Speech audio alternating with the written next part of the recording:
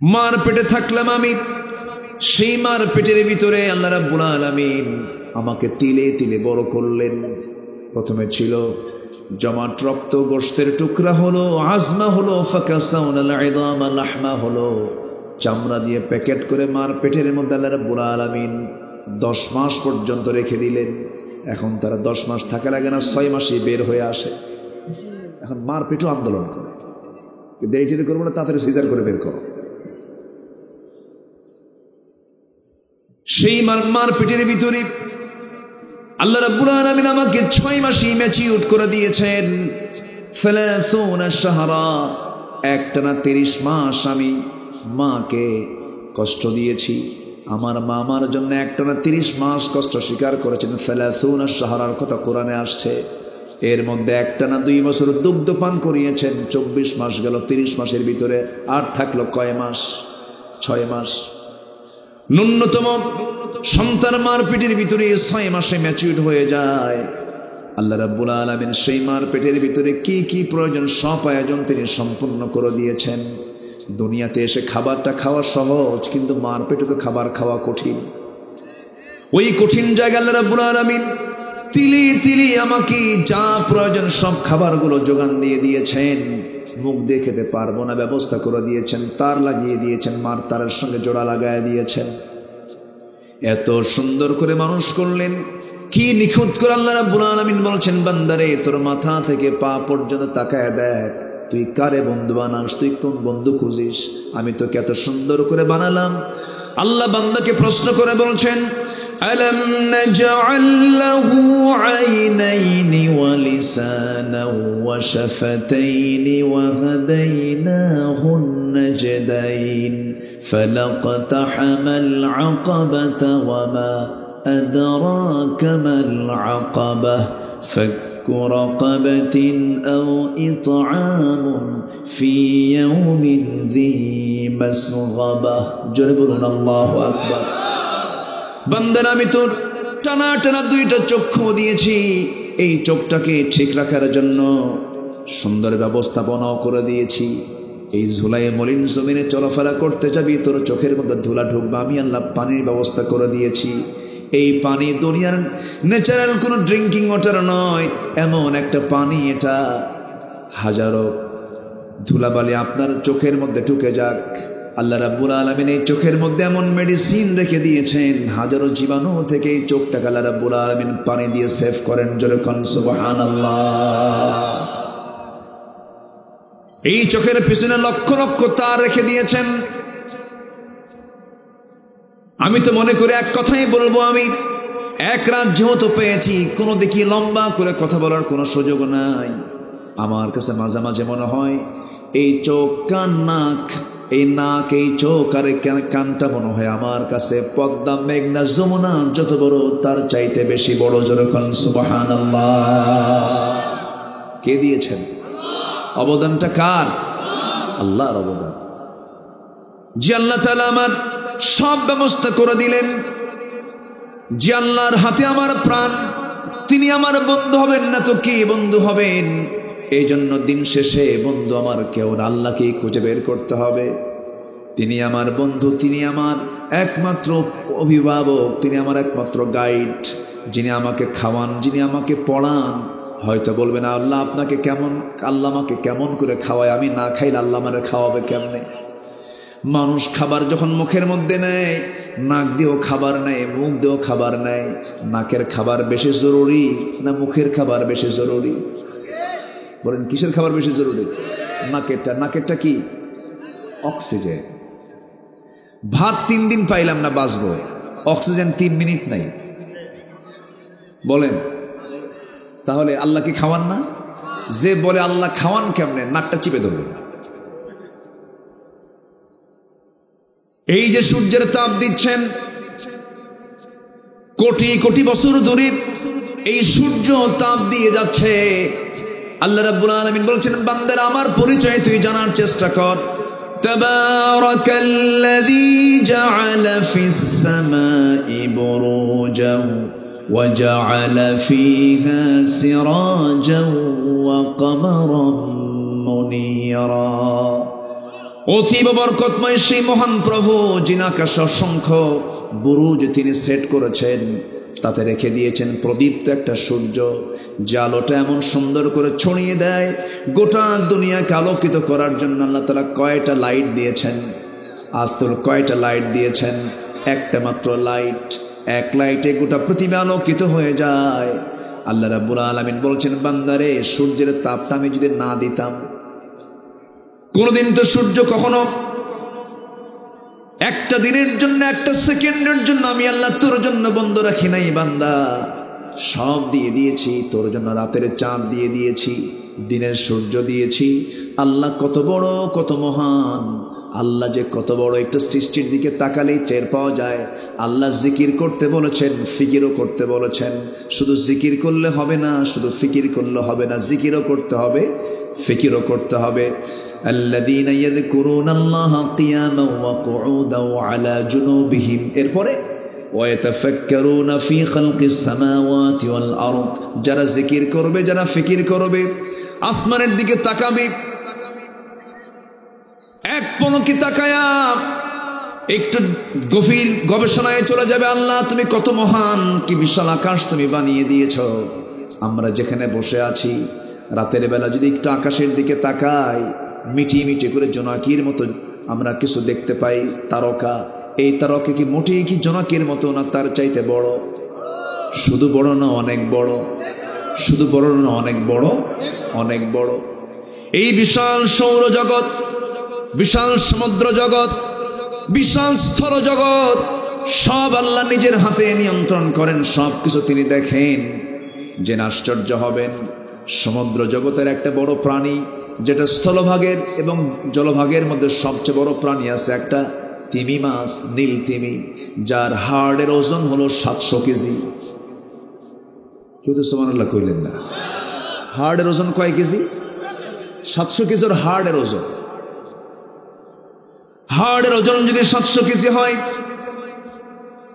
এই হাড়টা কত বড়, ওই প্রাণীটা কত বড়? 120 টন ওজনের একটা প্রাণী। বড় বড় বড় বড় জাহাজকে সে আটকে ফেলতে পারে তার পিছনের অংশ দিয়া। 1700 হর্স পাওয়ার, এত গায়ে তার শক্তি। যদি তার হাড়ের ওজনটা এমন হয়, তার খাদ্যের প্রয়োজন কেমন? নীল তিমি তার বাচ্চাকে প্রত্যেক দিন সকাল বিকাল 50 থেকে 60 মণ দুধ খাওয়া। কে চালান? এই হার্টের এই 600 কেজি 700 কেজি ওজনের যে হার্ট, এটা হৃদস্পন্দন হয় প্রত্যেক মিনিটে 8 থেকে 10 বার। এই যে 8 থেকে 10 বার যে হৃদস্পন্দন হয়, একটা আওয়াজ হয়, এই হৃদস্পন্দনের আওয়াজটা 3 থেকে 4 মাইল দূর থেকে এই মেশিনের আওয়াজ শোনা যায়। যেরকম সুবহানাল্লাহ। এই মাছগুলোকে কে চালান, কে খাওয়ান? আসতে বলবেন না, কে খাওয়ান? আবার ছোট্ট প্রাণী, ছোট্ট ছোট্ট প্রাণী পিঁপড়া, ওই পিঁপড়ার মধ্যে ঘ্রাণ শক্তি দিয়েছেন কে? আসতে বলবেন না, কে দিয়েছেন? আমার আপনার নাকের ঘ্রাণ বেশি না পিঁপড়ার নাকের ঘ্রাণ বেশি? পিঁপড়ার নাক দেখতে কেমন কন? হ্যাঁ, কত বড় নাক! পিঁপড়া তো চোখেই পড়ে না, তার আবার নাক কত বড়! আমার আপনার বাড়ির মিষ্টির খবর আপনি জানেন না। আপনার বাড়িতে কোনো মেহমান এসে মিষ্টি দিয়ে গেছে, আপনি জানেন না, শুধু আপনার বউ জানে। আপনার কাছে মিষ্টির খবর নাই, কিন্তু আপনার বাড়িতে অবস্থানরত যে সমস্ত পিঁপড়াগুলো, তাদের কাছে রিপোর্ট হয়ে যায় অমুক জায়গায় মিষ্টি আছে। সুবহানাল্লাহ বলবেন না? রিজিক কে দেন? আমার গায়ের শক্তি বেশি না পিঁপড়ার গায়ের শক্তি বেশি? না, কথা ঠিক আছে, যারা বলেছেন তাদের হিকমত আছে।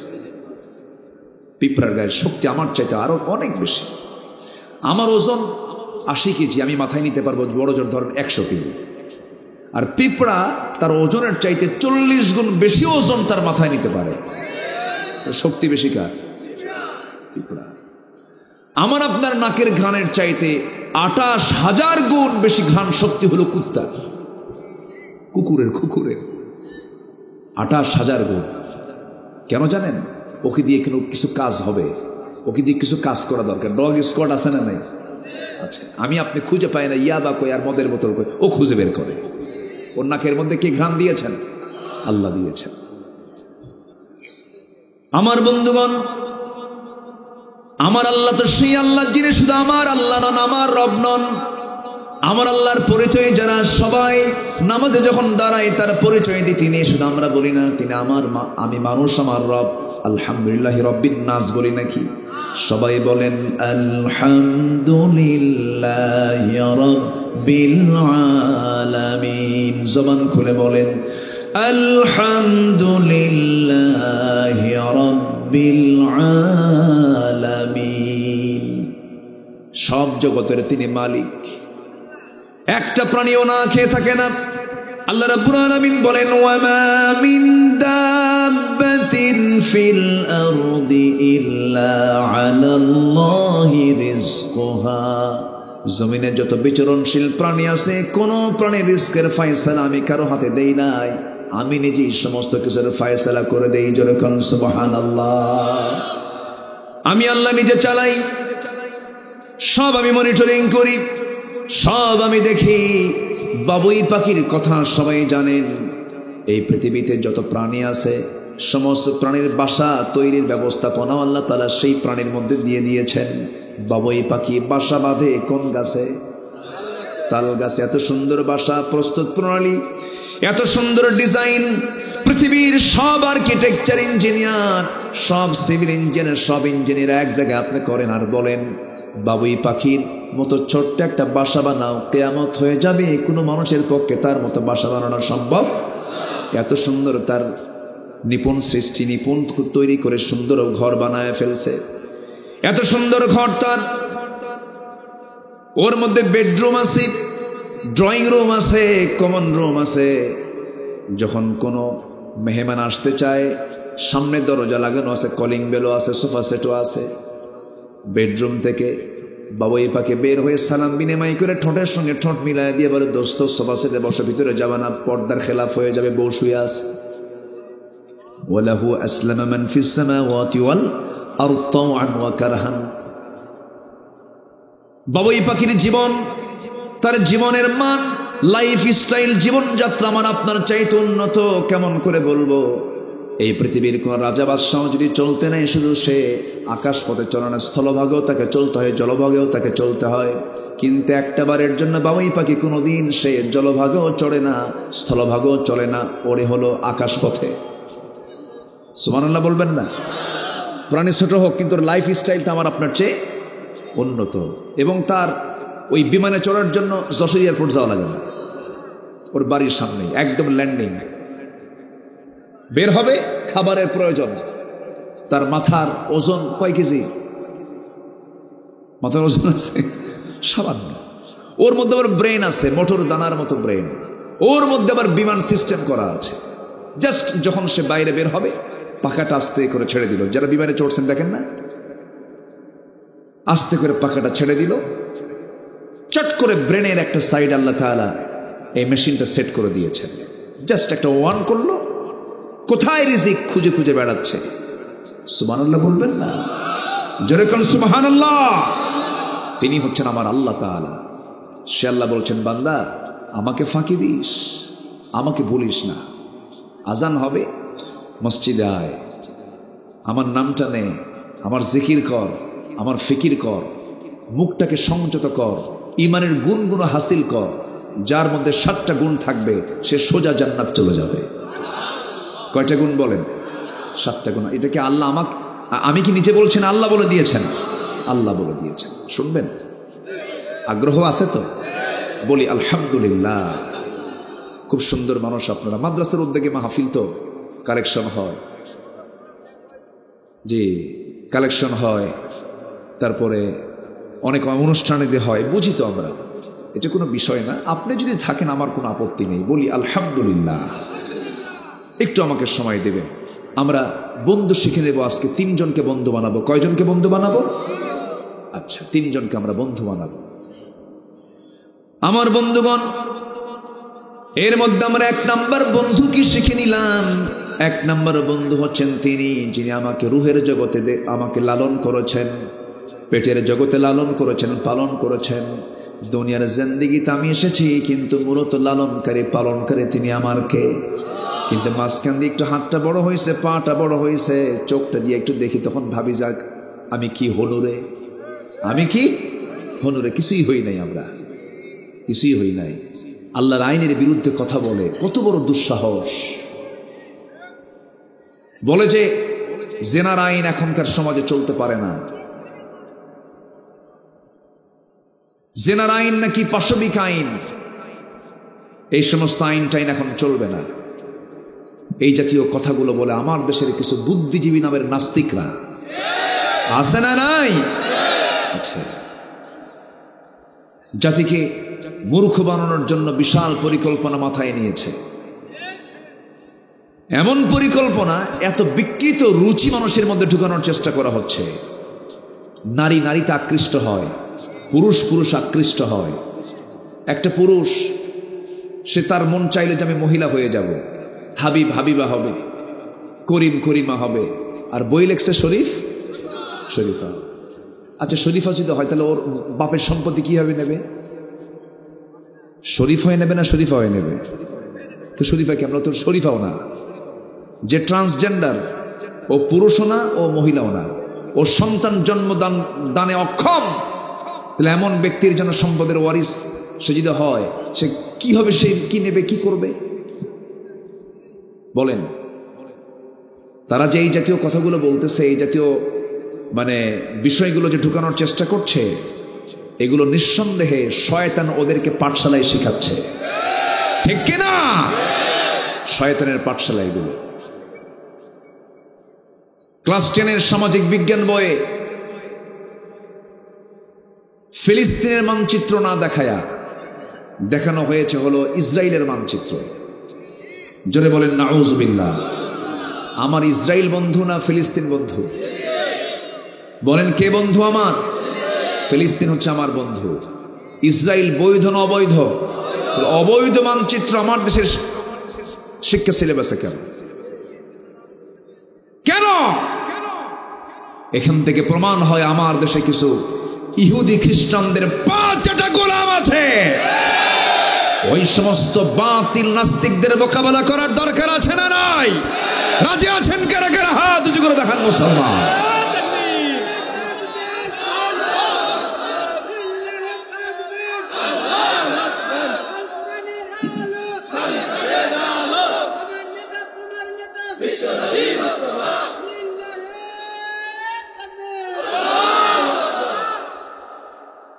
কষ্ট পাচ্ছেন?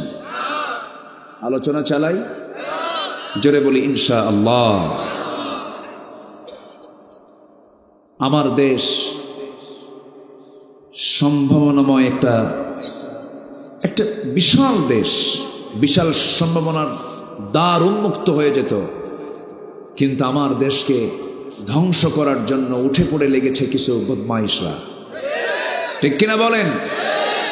যে দেশের মানুষ আজান শুনে ঘুম থেকে ওঠে, 4.5 লক্ষ মসজিদের দেশ বাংলাদেশ, অসংখ্য আলেম হাফেজের দেশ বাংলাদেশ, এই দেশে কিছু ভূত চেপেছে কিছু নাস্তিকদের, আছে না নাই?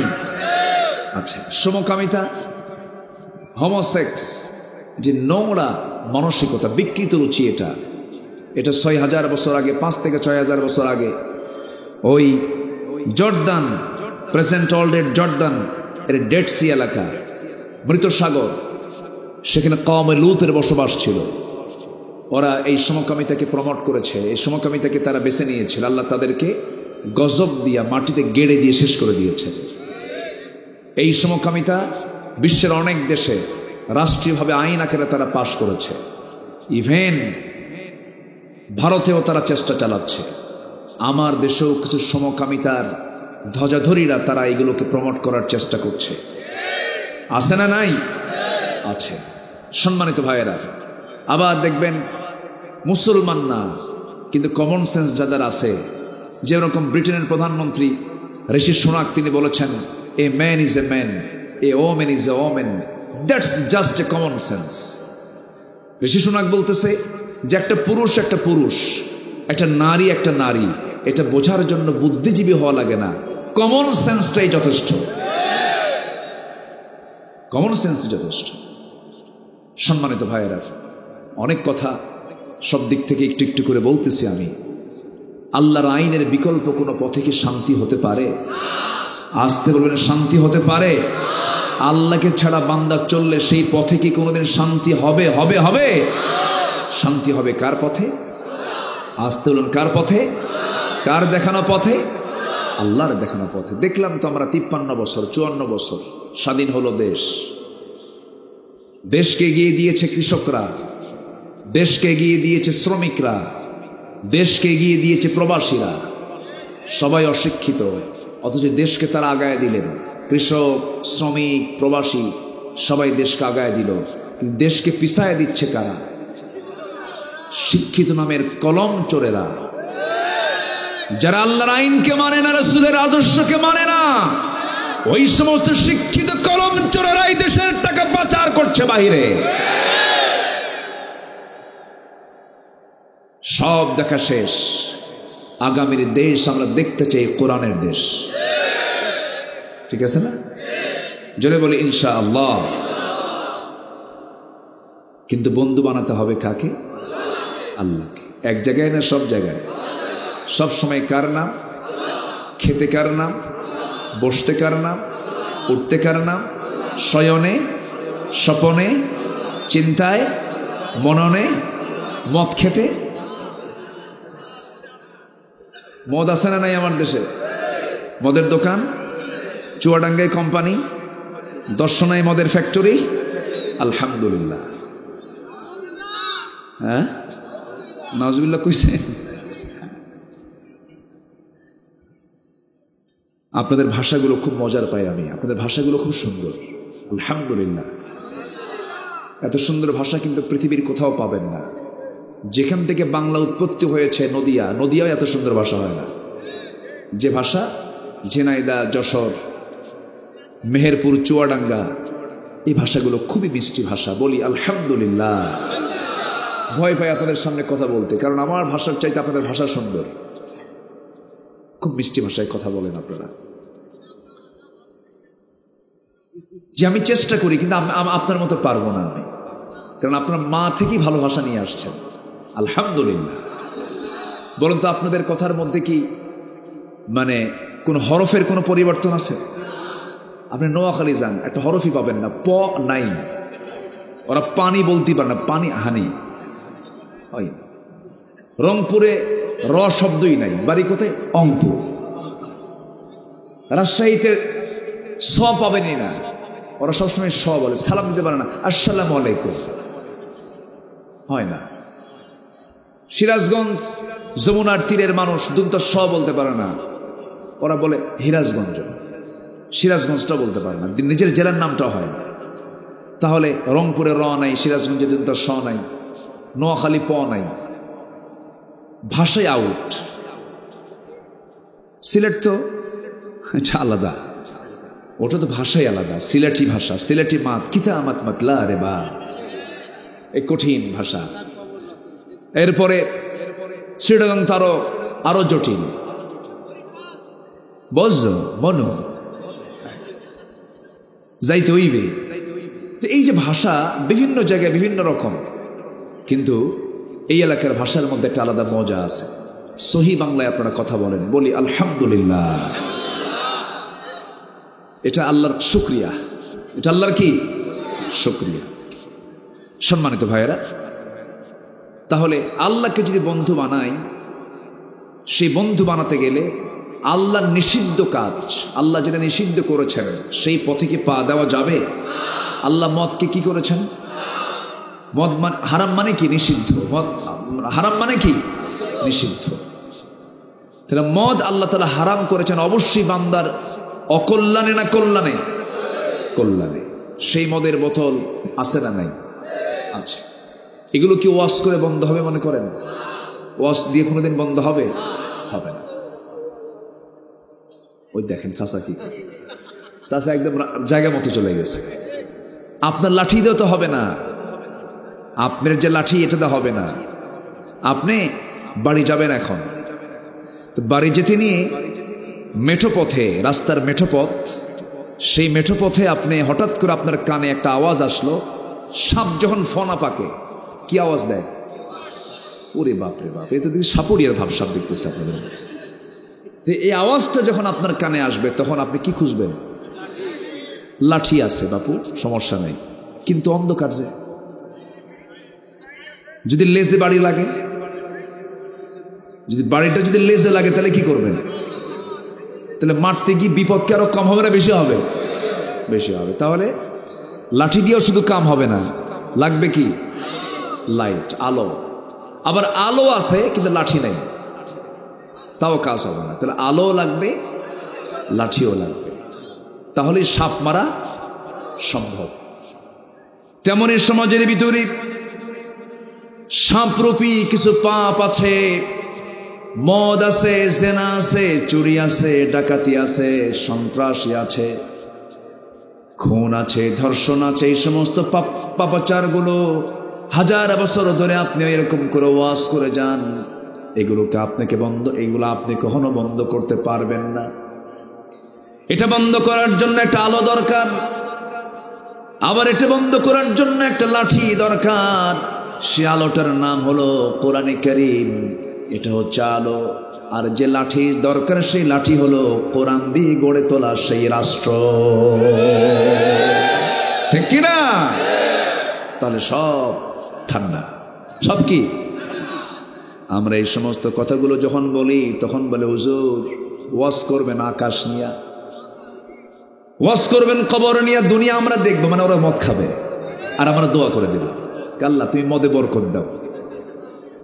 এরকম হুজুরও কিন্তু আমার দেশে আছে।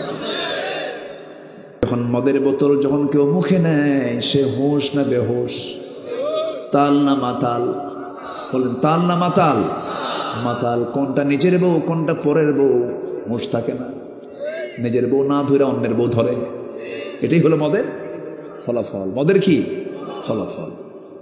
রাত ৩টার দিকে স্বামী গেছে বাড়িতে, দরজায় ডাকতেছে, দরজায় নক করার মতো বউ তো টের পাচ্ছে যে আমার স্বামী রাত ৩টায় আসা মানে কি কিছু খাইছে। দরজার খোলার সাহস পায় না। বড় ছেলেকে সাথে নিয়ে বলে বাবা চলো তো, তোমার আব্বা আসছে, দরজাটা খুলে দিই। বড় ছেলেকে সাথে নিয়ে এসে দরজা যখন খুলতে দিচ্ছে, খোলা শেষ, লাল টকটকা চোখ, বউয়ের দিকে তাকায় বলে আম্মা আসসালামু আলাইকুম। বলবেই তো, কারণ হেড অফিস তো ঠিক নাই। হেড অফিস ঠিক আছে, যেটা পান করলে হেড অফিস ঠিক থাকে না সেটা কি হালাল হতে পারে? পারে না। এখন বউ কয় হাই রে আমার পোড়া কপাল রে, তোমার কি একটু কাণ্ড জ্ঞান নাই? তোমার পাশে একটা যুবক ছেলে দাঁড়ানো, তার সামনে তুমি আমার মা বলে ডাকো, একটু কি হুঁশ তোমার হলো না? ছেলের দিকে এখন তাকায় বলে দুলা ভাই আসসালামু আলাইকুম। বলবি তো, হুঁশ তো নাই। নাইট ক্লাবে কারা যায়? বোট ক্লাবে কারা যায়? নাইট ক্লাবে কোনো আলেমকে খুঁজে পাবেন না, মদের বোতল নিয়ে কোনো মুফতিকে খুঁজে পাবেন না। মাথায় রাখতে হবে আপনি কোন নেতাকে মানতেছেন। যে নেতাকে মেনে আপনি দুনিয়া থেকে বিদায় নেবেন, কিয়ামতের দিন ওই নেতার সঙ্গে আপনাকে হাসরে উঠতে হবে। মাথায় রাখতে হবে। ইয়াওমা নাদউ কুল্লা উনাসিম বিইমামিহিম, সেদিন প্রত্যেক ব্যক্তিকে তার নেতা সহ ডাকা হবে। মদ খাওয়ার নেতা তো আমার দেশে নাই, আসতে কর আছে না? নাই। আপনারা মদ খাবেন আর আমরা দোয়া করব? হ্যাঁ, বুকের তাজা প্রাণ ঢেলে দেব, বাতিল শক্তির কাছে আমরা মাথা নত করবো না। এরকম রেকর্ড আমার দেশে আছে না নাই? আছে না নাই? বহু অফার এসেছিল পাখির জীবনে। আমার দেশে কোরআনের প্রকৃত পাখি, যিনি কোরআনের খেদমত করেছেন দীর্ঘ 50 বছর, এই পাখিটা খাঁচায় ছিলেন। আল্লাহ তাআলা তাকে খাঁচা থেকে মুক্ত করে তার কাছে তুলে নিয়েছেন, আপোষ করেননি। সিরিয়ার দামেস্কের জেলখানায় ইমাম ইবনু তাইমিয়া জেলখানায় বসে আছেন। জেলার এসে বলে ইবনু তাইমিয়া, হুজুর আমরা হুকুমের গোলাম, কি করব? আমরা বুঝি আপনার কোনো দোষ নাই, হুজুর আমরা কি কিয়ামতের দিন আটকা পড়ে যাব? জেল সুপার বলতেছে। ইমাম ইবনে তাইমিয়া বললেন, জেল সুপার, তোমাদের মতো ব্যক্তির কারণে জালিমরা জুলুম করার সাহস পায়। ভাবতেছেন যে আমি পার পেয়ে যাব? এত সস্তা নয়। প্রত্যেক মজলুম কিয়ামতের দিন আল্লাহর সামনে দাঁড়িয়ে কথা বলবেন, আল্লাহ আমার বিরুদ্ধে এই জুলুমগুলো করা হয়েছে, কোনো ছাড় নেই। দেখছেন কি ভাষা, দেখেন কি সুন্দর ভাষা, কোনো ছাড় নেই। ফাইন, আমি কি শেষ করে দেব না? কেবল শুরু, কে নুরু, এ তো শুরু। হ্যাঁ, এটাই যদি শুরু হয় শেষ হইবে কখন? হ্যাঁ, যে দেখা যাক আমাদের বন্ধু কয়জন? 3 জন বন্ধু আমাদের 3 জন। নাম্বার 1 শিখে নিলাম। 1 নম্বর বন্ধু আল্লাহ। সে আল্লাহ আমাকে বলছেন তুমি 7টা কাজ করো, তোমাকে জান্নাত আমি আল্লাহ নিজে বুঝাইয়া দেব। নাম্বার 1, নামাজটা সুন্দর করে আদায় করো। দুঃখ লাগে আমার দেশে নামাজি বেশি না বেনামাজি বেশি? নাম্বার 2 হলো জিহ্বাকে কন্ট্রোল করো, জিহ্বাকে সংযত করো। আগে কথা না বলে আগে চিন্তা করো। চিন্তা আগে না কথা আগে? আসতে হলো না, চিন্তা আগে না কথা আগে? চিন্তা করে এরপরে কথা বলো, কথা তোমার মুখের আইন এটা। নাম্বার 3 হলো যাকাত ঠিক মতো আদায় করবা। নাম্বার 4 হলো তুমি তোমার লজ্জাস্থানকে হেফাজত করবে।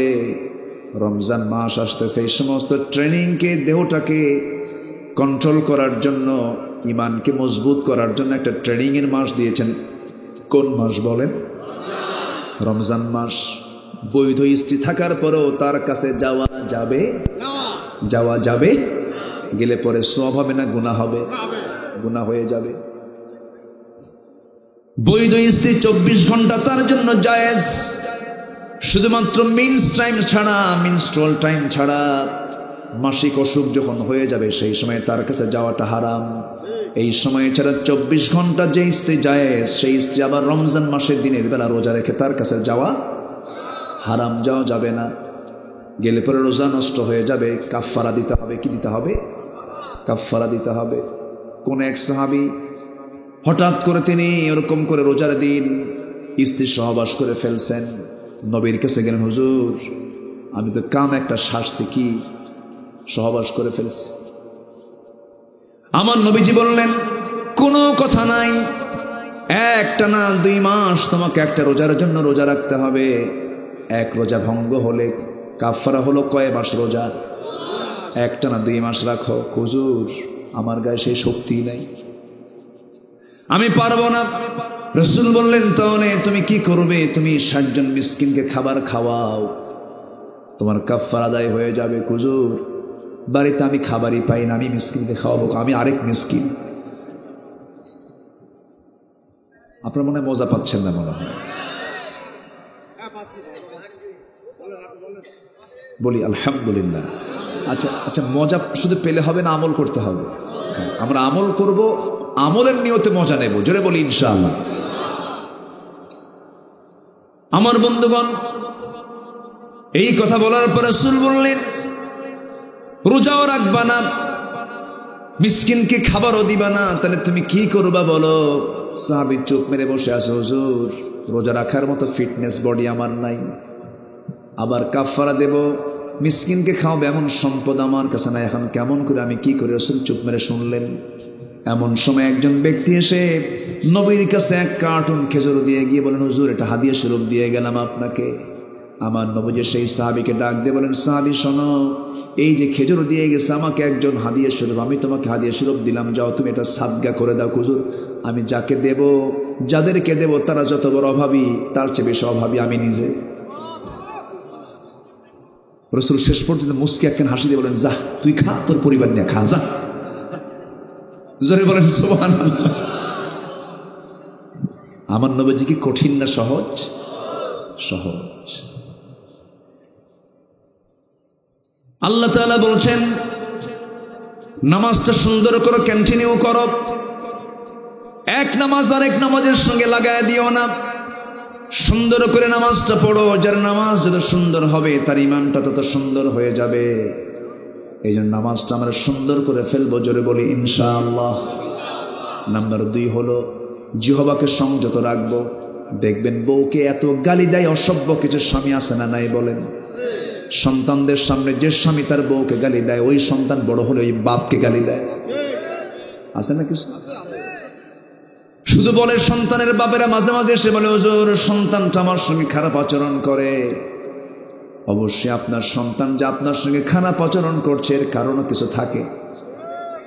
এই জন্য আপনি বাবা, স্ত্রীকে আপনি যদি সম্মান দিতে পারেন, সন্তান আপনাকে সম্মান দেবে। স্ত্রী যদি তার স্বামীকে স্বামীকে সম্মান দিতে পারেন, সন্তানরা ওই মাকে সম্মান দেবে। এগুলো সব দেখে, এগুলো সবসময় অবলোকন করে সন্তানরা। যে সংসারের স্বামী স্ত্রীর দ্বন্দ্ব বেশি, সেই সংসারের সন্তানগুলো মানুষ হতে পারে না। সালাম দিয়ে ঢুকবেন, সংযত কথা বলবেন। দেখবেন মানুষের কাছে এসে সুফি সাহেব, বাড়িতে গেলে শয়তান, আছে না? বাইরে সুন্দর আচরণ, কি ঠান্ডা মেজাজের মানুষ, কিন্তু বাড়িতে যখন যায় বউয়ের সঙ্গে কুকুরের মতো আচরণ করে, জানোয়ারের মতো আচরণ করে। আবার কিছু কিছু মহিলাও আছে স্বামীকে ঝাঁকা মেরে কথা বলে। এটা মানে একটু জোরে বলেন ঠিক, মানে আপনারা ভালো আছেন, ওরা ভালো নাই, বুঝাচ্ছেন? সমান সমান, মানে উনি ভয় পাইছে একটু, হুজুর বাড়িতে যেতে হবে, সমান সমান করে দিন।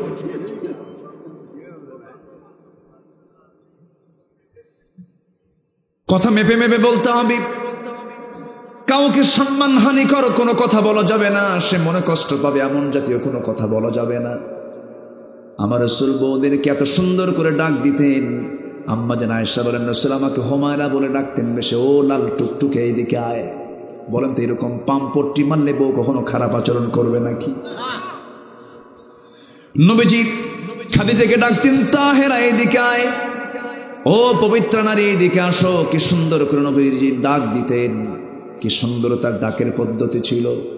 আমার নবীজির একাধিক স্ত্রী, 4টা স্ত্রী একদিন এসে বলছে, হুজুর আমাদের মধ্যে গন্ডগোল লাগছে, আপনি কাকে সবচেয়ে বেশি ভালোবাসেন?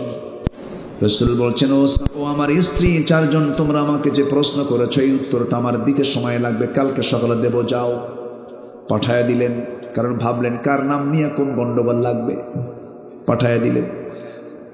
রাতের বেলা করলেন কি, 2টা করে খেজুর প্যাকেট করে প্রথমে আম্মা জান আয়েশার ঘরে গিয়ে বলছেন, আয়েশা আমি তোমাকে 2টা খেজুর দিয়ে গেলাম, আমি তোমাকে খুব ভালোবাসি, কিন্তু এই ভালোবাসার কথা কিন্তু কাউকে বলা যাবে না, একমাত্র তোমাকেই বলে গেলাম। কিন্তু দ্বিতীয় ঘরে গিয়ে তাই বললেন, তৃতীয় ঘরে গিয়ে তাই করলেন। 2টা করে খেজুর দিয়ে আসলেন, 8টা খেজুর দিয়ে আসলেন 4 বউকে। পরের দিন সকালবেলা বুক ভরা আশা নিয়ে 4 জন মিলে রসুলের কাছে এসে বলছে, হুজুর আপনি কাকে বেশি ভালোবাসেন? রসুল মুস্কি হাসি মেরে বলেন, ও আমার স্ত্রীরা, আমি তাকেই সবচেয়ে বেশি ভালোবাসি যাকে আমি গত রাত্রিতে লুকায়া 2টা খেজুর দিয়ে আসছি। যা বলেন সুবহানাল্লাহ। নবীজির কি ম্যানেজিং পাওয়ার ছিল, কি ম্যানেজিং পাওয়ারটা তার মধ্যে ছিল। কখনো গন্ডগোল লাগাতে দেন না, রাসূলকে গন্ডগোল লাগাতেন না, গন্ডগোল ছুটাতেন। ওই ব্যক্তি মুমিন যে ব্যক্তি গন্ডগোল না লাগায় গন্ডগোল ছুটায়, সমাধান করে। স্বামী মালয়েশিয়া থাকে, বউ থাকে ঝিনাইদহ। ভিডিও কলে কথা বলতে বলতে বলতে বলতে রাগারাগি হয়ে গেছে।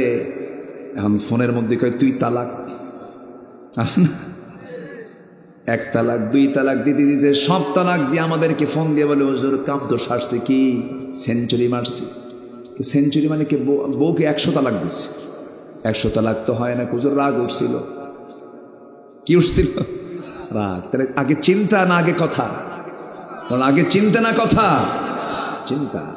তালাক টালাক দিয়ে কাম দেয়, হুজুর কাম তো সারছি হুজুর, তো বউ তো আমাকে খুব ভালোবাসে, আমিও ভালোবাসি, কিন্তু তালাক তো দিয়ে দিলাম, এখন কি করা যায়? হুজুর রাগের মাথায় তালাক দিলে কি তালাক হয়? দেখেন কি ফতু এখন জিজ্ঞাসা করে। আচ্ছা রাগের মাথায় যদি তালাক না দেয়, মানুষ কি মহব্বত করে তালাক দেয়? ময়না রাগ করে, আচ্ছা তোমাকে না তালাক, এরকম তালাক দেয় কেউ? কি কথা কি বোঝা যায়? বোঝা যায়। আচ্ছা রাগের মাথায় যদি কেউ কাউকে গুলি করে, মরবে না? যদি ঠান্ডা মাথায় গুলি করে, তাও মরবে। কষ্ট পাচ্ছেন না তো? এই কথাগুলো বলার দরকার আছে না? তাহলে কথা আগে না চিন্তা আগে? আল্লাহ বলছেন নামাজটা ঠিক করো, জিব্বা ঠিক করো, যাকাতটা ঠিক মতো দিয়ে দাও। বড়ই গাছের ডাল যদি আপনি বছরে বছরে না কাটেন, বছরে বছরে যদি বড়ই গাছের ডাল না কেটে যদি মনে করেন বড় ক্ষতি হয়ে যাবে, আমার ফলন ধরবে না, ডাল না কাটলে ফলন ধরে না ডাল কাটলে ফলন ধরে, তেমনি যাকাতটা দিতে হবে বছরে কয়বার? আপনি যদি সেই যাকাত না দেন সম্পদ বাড়বে না কমবে? কমবে, এটা মাথায় রাখতে হবে। নাম্বার 4 হলো গোপনাঙ্গের হেফাজত করতে হবে, লজ্জাস্থানের হেফাজত করতে হবে। ও যুবক, নোংরা পথে যাবা না। আজকে কিছু ভয়ঙ্কর কিছু চিত্র সমাজে বের হয়ে গেছে। সেটা হলো, দেখবেন আগে এরকম হোটেল মোটেল ছিল না, রিসোর্ট ছিল না, গ্রামগঞ্জে কবুতরের কিছু ঘর বানাইছে, সব গ্রামে গঞ্জে রিসোর্ট বানাইছে ছোট্ট ছোট্ট করে। কি ওগুলো কি বলে? পার্ক। পার্কের মতো করে ওই মানে কি বলে কবুতরের ঘরের মতো, মানে জোড়ায় জোড়ায় বসে যেন আকাম কুকাম করতে পারে। আসে না নাই? আসে না নাই? আচ্ছা, এগুলো চালু হয়ে গেছে, নোংরামি এগুলো। এই সমস্ত কাজগুলো করা যাবে না যুবকরা। নোংরা কোনো পথে পা দিও না। আবার কিছু দেখা যাচ্ছে আজকে ফেসবুকে কাপল ব্লগ তৈরি করে, কাপল ব্লগ আছে না? সেই কাপল ব্লগে স্বামী স্ত্রী সারাদিন ধরে কি কাজকর্মগুলো করে, ব্লগে এসে সমস্ত কিছু মানুষকে দেখায় দেয়। জেনার কাজ। কিসের কাজ এগুলো? এগুলো কিসের কাজ বলেন? জেনার কাজ। টিকটক তৈরি করা, কাপল ব্লগ তৈরি করা, এগুলো নোংরামি কাজ, চরম গুনার কাজ, জেনার কাজ। এই সমস্ত কাজগুলো করা যাবে না। এরপর আল্লাহ তাআলা বলছেন, ওয়াদা ঠিক রাখো, ওয়ামানাতি মুহাদিহিম রাউন, অঙ্গীকার ঠিক রাখো, আমানতটা ঠিক রাখো। নামাজ দিয়ে শুরু করে নামাজ দিয়ে শেষ করে বলছেন নামাজটা ঠিক মতো যত্নশীল হও নামাজের ব্যাপারে। উলাইকা হুমুল ওয়ারিসুন আল্লাযীনা ইয়ারিসুনাল ফিরদাউসা হুম ফিহা খালিদুন। আল্লাহ বলছেন, বান্দারে তুমি যদি এই সমস্ত কাজগুলো করতে পারো, আমি আল্লাহ নিজে তোমাকে নিজের হাতে জান্নাতুল ফিরদাউস তুলে দেব। জোরে কোন সুবহানাল্লাহ। 1 নাম্বার বন্ধুকে আসতে বলবেন না? 1 নাম্বার বন্ধুকে আল্লাহ তাআলা, তিনি আমার আল্লাহ, আমার বন্ধু, যিনি কত বড়। তাবারাকাল্লাযী বিয়াদিহিল মুলকু ওয়া হুয়া আলা কুল্লি শাইইন কাদির। জোরে বলুন আল্লাহু আকবার। নাম্বার 2 বন্ধু হলো ওয়া রাসূলুহু। নাম্বার 2 বন্ধু হচ্ছেন মুহাম্মদ সাল্লাল্লাহু। মরে গেলাম, মরার সঙ্গে সঙ্গে বন্ধু আমার কেউ না। 1 নাম্বার বন্ধুকে। আবার রাসূলের দরকার আছে না নাই? কবরে গেলেই কয়টা প্রশ্ন হবে? আসতে বলবেন না, কয়টা প্রশ্ন? এই 3টা প্রশ্ন, যদিও মনে হচ্ছে 3টা প্রশ্ন মাত্র মুখস্থ করে চলে যাব, কিন্তু মুখস্থ করার কি কাজ এটা নাকি? এটা কি থিওরিক্যাল না প্র্যাকটিক্যাল? বলেন বলেন। এই 3টা প্রশ্নের জবাব দিতে হবে, থিওরিক্যাল না প্র্যাকটিক্যালে? প্র্যাকটিক্যাল। এত সুন্দর হাসি খুশি মানুষ দেখছেন, আলহামদুলিল্লাহ। আসার পর থেকে উনি আমার খেদমতে নিয়োজিত, আলহামদুলিল্লাহ। ভাইজানের নাম সাদ্দাম। আচ্ছা, ওসমান ভাই না? আলহামদুলিল্লাহ। ওসমান তো লাজুক হয়, তাই না? ওসমান কি লাজুক না? হায়াআন ওসমান। আল্লাহু আকবার বলেন। ধনী না গরিব? আসতে কয়। শুধু ধনী না মহাধনী? প্রচুর ধনী মানুষ ছিলেন ওসমান ইবনে নুরাইন। আশারায়ে মুবাশশারার 10 জন সাহাবীর ম্যাক্সিমাম সাহাবী ধনী ছিলেন। তারা ধনী হয়ে তারা জান্নাতের সংবাদ পাইছেন। অতএব মনে করা যাবে না যে ধনী হলে এটা মাইনাস পয়েন্ট না। 10 জন সাহাবীর অধিকাংশ সাহাবী ছিলেন ধনী। ওসমান ইবনে নুরাইন ছিলেন 7,000 কোটি টাকার মালিক। আল্লাহ তুমি আমার ভাইকে বানায় দাও। জোরে বলে আমিন। যদি বানায় দেন আল্লাহ, তাহলে আপনাদের কাছ থেকে এই কালেকশন লাগবে না।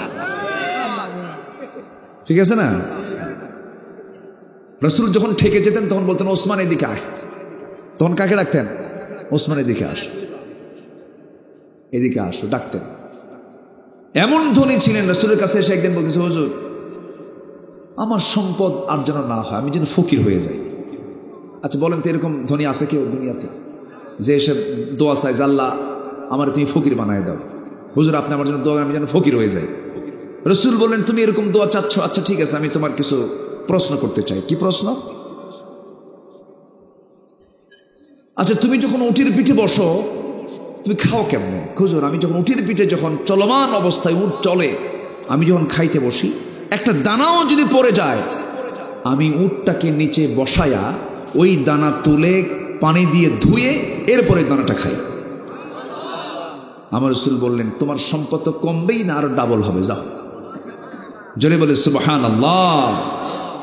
খুব মিতব্যয়ী ছিলেন, আবার ধনী হলেই যে তিনি খরচ করতেন তা না। এক অভাবী এসে নবীর কাছে বলেন হুজুর আমার অভাব, কিছু সাহায্য করেন। রাসূল ওসমানের কাছে যাও, যায় দেখেন তুলা উড়ে যায়। কি উড়ে যায়? তুলা। ওই তুলাগুলো লাফ মেরে ধরে আবার থুয়ে দেয়। এই দৃশ্য দেখে উনি চলে আসছে, হুজুর আপনি কার কাছে পাঠাচ্ছেন? একটা তুলা উঠতেছে তার ধরে ধুয়ে দেয়, এই লোক আমার কিছু দেবে না। বুঝলেন? আরেকদিন যায় দেখেন পিঁপড়ার মুখ থেকে দানা টেনে থুয়ে রেখে দিচ্ছে। উনি চাওয়ারই সাহস পেলেন। রাসূলের না তুমি যাও। গেলেন, এবার সাহস করে বললেন কে পাঠাইছে? রাসূল যাও, আমার একটা বাণিজ্য কাফেলা আসতেছে, একটা উট বোঝাই, উট সহ আমি তোমার সব সামান তোমাকে দিয়ে দিলাম। তো উনি যে বলতেছেন ম্যানেজারকে দেন আমাকে একটা উট সহ তার সামান আমাকে দিতে বলেছেন ওসমান, এই সম্পদের মালিক যিনি। কিন্তু এখন দেওয়া যাবে না, হিসাব ক্লোজ করতে হবে। 100টা উট আছে, তার বোঝাই মাল আছে, সব হিসাব ক্লোজ করে এরপর আমি তোমাকে এক্সট্রা করে একটা দেবো। এসে বলতেছে ওসমান আমার তো দরকার এখনই। সে আবার সময় চাচ্ছে, কেন? হিসাব করতে হবে। যে বলো ওসমান বলে দিল 100টা উট তার সামান সব আমি তোমাকে দিয়ে দিলাম, যাও। হিসাব করার দরকার নেই। এই হচ্ছেন ওসমান। এই যে বোঝেন নাই? বলি আলহামদুলিল্লাহ। সম্মানিত ভাইয়েরা, তাহলে নাম্বার 2 বন্ধু হচ্ছেন মুহাম্মদ সাল্লাল্লাহু। কবরে দরকার আছে না নাই? আস্তর আছে না নাই? মিজানে দরকার আছে না নাই? পুলসিরাতে দরকার আছে না নাই? হাসরে আসতে বলবেন, হাসরে কোন লোককে লাগবে বলেন? মুহাম্মদ সাল্লাল্লাহু আলাইহি ওয়াসাল্লাম, রাসূলকে লাগবে। রাসূল ছাড়া কোনো পথ নাই। আল্লাহ বলছেন হে বান্দা আমাকে তুই সরাসরি কখনো পাবি না, রাসূলকে লাগবে তোর। নবীর আনুগত্য তোর হতে হবে, 16 আনুগত্য তোর করতে হবে। আমার বন্ধুগণ, রাসূল বলেন সাহাবীরা কাল হাসরের ময়দানে তোমরা আমাকে কোথাও যদি না পাও, 3 জায়গার যে কোনো একটা জায়গায় তোমরা আমাকে তালাশ করবে, পেয়ে যাবে। যেরকম সুবহানাল্লাহ। সাইয়েদনা বেলাল কাঁদতে কাঁদতে অস্থির হয়ে যেতেছেন, কাঁদতেছেন ডুকরে ডুকরে। রাসূল বলছেন বেলাল কাঁদো কেন? হুজুর আপনি মারা যাবেন। আমার নবীজি বলছেন সাহাবীরা তোমরা আমার এই 3 জায়গার যে কোনো একটা জায়গায় পাবে। নাম্বার 1 হলো মিজানের পাল্লায় তোমরা আমাকে পাবে, সেখানে যদি না পাও পুলসিরাতে আমাকে তোমরা পাবে, সেখানেও যদি না পাও তোমরা আমাকে পেয়ে যাবে 3 নম্বরের জায়গা হাউজে কাউসার। কারণ ইন্না আ'তাইনাকাল কাউসার, হে রাসূল আমি আপনাকে হাউজে কাউসার দান করেছি। সে হাউজে কাউসারে যদি আমার সঙ্গে তোমার দেখা হয়ে যায়, একসঙ্গে আমি তোমাকে জান্নাতের পেয়ালা দিয়া ওই হাউজে কাউসার থেকে পানি তুলে নিয়ে আমি তোমাকে আমার নিজ হাতে তুলে খাওয়ায় দেব। জনমের মতো তৃষ্ণা নিবারণ হয়ে যাবে, আমি তুমি একসঙ্গে মিলে জান্নাতে ঢুকে যাব। জোরে বলি সুবহানাল্লাহ। নবী আমার আসল বন্ধু না নকল বন্ধু? আসল বন্ধু। আল্লাহকে বন্ধু বানাবো, রাসূলকে বন্ধু বানাবো। নাম্বার 3 বন্ধু হলো والذين آمنوا الذين يقيمون الصلاة ويؤتون الزكاة وهم راكعون।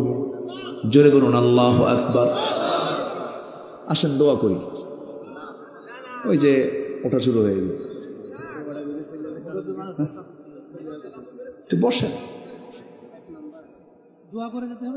হ্যাঁ সেই তো, একটু বসেন। সবাই তো ছিলেন না, আমি বলেছি সবাই আছে, একটু অনেক রাত হয়েছে তো একটু চাপচুপ। হ্যাঁ নিম্ন চাপ, বিড়ি খাওয়া চাপও কিন্তু আছে। ওটা হলো ঊর্ধ্ব চাপ, ধোঁয়া উপরের দিক যায় তো ঊর্ধ্ব চাপ। বসেন, আমরা সবাই একসঙ্গে বসে দোয়া করবো। একটু বসেন, এই তিনটা গুণ তো আমি তিনটা বন্ধুতে বের করে দিচ্ছি, বসেন। কিন্তু ওই যে আল্লাহর ওলি একটা মহিলার ঘরে যে উনি আটকে পড়ে গেছেন, শেষ করছি আমি, শেষ করছি তো যান কেন আপনারা, বসেন। এই ওসমান ভাই এখানে বসেন। জি আলহামদুলিল্লাহ। জি, সবাইকে ফজর নামাজ পড়বো? ফজর পড়বেন কারা কারা একটু হাত তুলে দেখান তো দেখি, জোরে বলি ইয়া আল্লাহ আমাদেরকে ফজর, জোহর, আসর, মাগরিব, এশা 5 ওয়াক্ত সালাত আদায় করার তৌফিক তুমি আল্লাহ দিয়া দাও। জোরে বলি আমিন, আরো জোরে আমিন, আরো জোরে আমিন। নামাজ যদি কাজা হয়ে যায় আগে বলবে বক্তা তোরে তক্তা বানাই, এরপরে ওসমান ভাইকে ধরবে। এই জন্য ফজর নামাজ যেন কাজা না হয়, এটা আমরা ঠিক রাখবো। জোরে বলি ইনশাআল্লাহ। মা বোনরা কি মাহফিল আসছে? বহুত মা বোন আসছেন, পুরুষের চাইতে মেয়েরা বেশি, লেডিস ফার্স্ট। মেয়েরা তো সব জায়গায় ফার্স্ট হয়, মার্কেটে যেতেও ফার্স্ট। পুরুষকে বলে তুমি কি মার্কেট বুঝো কিছু? হ্যাঁ, মার্কেট কিছু বুঝো? ধমক একটা দিয়া স্বামীকে বাড়িতে রেখে বাচ্চাটা কোলে থুইয়া বলে বাচ্চা তুমি দেখো, তুমি দুধ খাওয়াও। চলে গেল মার্কেটে ঢং ঢং করে, দোকানদারের সামনে গিয়ে চুলটুল ছেড়ে দিয়া সাজুগুজু কইরা মাথা থেকে পা পর্যন্ত সব জায়গায় একদম আশকারা মাস্কারা যা দরকার লাগানো, লাগায় দোকানদারের সামনে গিয়ে বলে ভাইয়া একটা শাড়ি দেখানো যাবে কি? মানে এত সুন্দর মাখরাজার সিফাত, ভাষার শুদ্ধ উচ্চারণ। দোকানদার তো চিত হয়ে পড়ছে। দোকানদার এখন শাড়ি একখান বের করে নিজের গায়ে লটকায় দিয়া বলে আপা এই শাড়ি কিন্তু আপনাকে দারুণ মানাবে। ওটা আরেক বদমাইশ, আসে না এগুলো, আসে না? মা, আপনার সৌন্দর্য দেখবে একজন পৃথিবীতে, সে হচ্ছে আপনার স্বামী। যার স্বামী নাই কে দেখবে? বয়ফ্রেন্ড। দেখছো? গার্লফ্রেন্ড দেখবে? তাহলে জাস্ট ফ্রেন্ড, গার্লফ্রেন্ড, বয়ফ্রেন্ড এগুলো সব শয়তানের ভাষা, ঠিক কিনা? এগুলো করা যাবে না। মা, আপনার কাছে আমি করজোরে মিনতি জানাই, প্লিজ আপনার সব ঠিক আছে, শুধু একটা জিনিস আপনি ঠিক রাখবেন, সেটা হলো অপসংস্কৃতির কোনো চিত্র, ইন্ডিয়ান কোনো সিরিয়াল, নোংরা কোনো নাটক সিনেমা দেখবেন না। কোরআন দিয়ে দিন শুরু করবেন, নিজের সুন্দর চামড়া আপনি পরপুরুষকে দেখাবেন না। আল্লাহর 8টা জান্নাত আপনার জন্য অপেক্ষা করছে। আল্লাহ তুমি মা বোনদেরকে বোঝার তৌফিক দিয়ে দাও। জোরে বলি আল্লাহুম্মা আমিন। সম্মানিত ভাইয়েরা, নাম্বার 3 বন্ধু হলো যারা ইমানদার। যারা কি ইমানদার? আমার কাছে ওসমান ভাই এটা আরজি রেখেছেন। জি জি আলহামদুলিল্লাহ। না, আল্লাহ যে হালে রাখেন সেটাই ভালো। জি, অনেক রাত হয়েছে, আমিও জানি কষ্ট পাচ্ছেন আপনারা। একটু মাহফিল কমিটি আমাকে আরো আগে বলেছেন যদি একটু চাদর যায়। ব্যাগ দিয়েছিলেন কি ভিতরে? আচ্ছা, একটু ব্যাগ গেলে আমরা যে যতটুকু পারি, মাদ্রাসা তো আমরা দিল থেকে দেওয়ার চেষ্টা করবো। যদি না দেন থাকেন, আমরা একসঙ্গে দোয়া করে যাব। একটু মেহরবানি করে একটু বসে, একটু চাদর যাচ্ছে, ব্যাগ যাচ্ছে, আমরা যে যা পারি আমরা দেবো। জিকির করে সুবহানাল্লাহ আলহামদুলিল্লাহ লা ইলাহা। জি, ব্যাগগুলো দিয়ে দেন। আর উঠবেন না, দয়া করে কেউ উঠবেন না, সবাই জিকির করে লা ইলাহা সুবহানাল্লাহ আলহামদুলিল্লাহ। আমি কিন্তু উঠতে বলিনি, জিকির করে সুবহানাল্লাহ আলহামদুলিল্লাহ। আমার মা বোন যারা আসছেন, আমি মা বোনদের দৃষ্টি আকর্ষণ করছি, যে যা পারেন সবাই আমরা কম বেশি দেওয়ার চেষ্টা করব। জিকির করে সুবহানাল্লাহ আলহামদুলিল্লাহ লা ইলাহা, আরো জোরে লা ইলাহা ইল্লাল্লাহ সুবহানাল্লাহ। ব্যাগ যাচ্ছে, যে যা পারে আমরা দিল থেকে দেব। আগে নিয়ত করব, এখানে মুসাফির আছেন, মাজলুম আছেন, সবার জন্য দোয়া হবে। জিকির করেন সুবহানাল্লাহ আলহামদুলিল্লাহ লা ইলাহা ইল্লাল্লাহ সুবহানাল্লাহ আলহামদুলিল্লাহ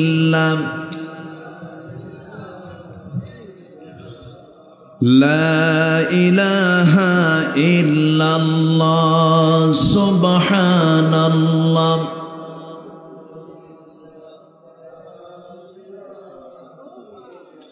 লা ইলাহা ইল্লাল্লাহ মুহাম্মাদুর রাসূলুল্লাহ সাল্লাল্লাহু। একটু বসেন, চাইতে গেলাম, আপনি রাগ করলেন মনে হয় নাকি? তাই তো মনে হচ্ছে, এতক্ষণ তো ওঠেন নাই, এখন আবার উঠে একটু দাঁড়াচ্ছেন, চলে যাচ্ছেন। চাইলে যদি আপনি রাগ করেন তাহলে তো সমস্যা। আল্লাহর পথে দিলে এটা কি লস না লাভ? লাভ। কোরআনের জন্য দেওয়া এটা ভাগ্যের ব্যাপার। আল্লাহ তুমি সবাইকে দিল থেকে দেওয়ার তৌফিক দাও, জোরে বলি আমিন। মাদ্রাসার জন্য 3টা কাজ আপনারা করবেন। নাম্বার 1, মাদ্রাসার জন্য সবাই দোয়া করবেন। দোয়া করবেন না ইনশাআল্লাহ? দোয়া 1 নাম্বার, কি বলেন? দোয়া। নাম্বার 2 হলো নিজের সন্তানকে মাদ্রাসায় দেওয়া। এখানে ছাত্র কতজন এখন? 120 জনের মতো। নিজের সন্তানকে মাদ্রাসায় দিবেন। সন্তান মাদ্রাসায় না দেওয়ার কি পরিণতি অনেক বড় বড় ডিসি, এসপি, জজ, ব্যারিস্টারের বাপরা বুঝতেছে।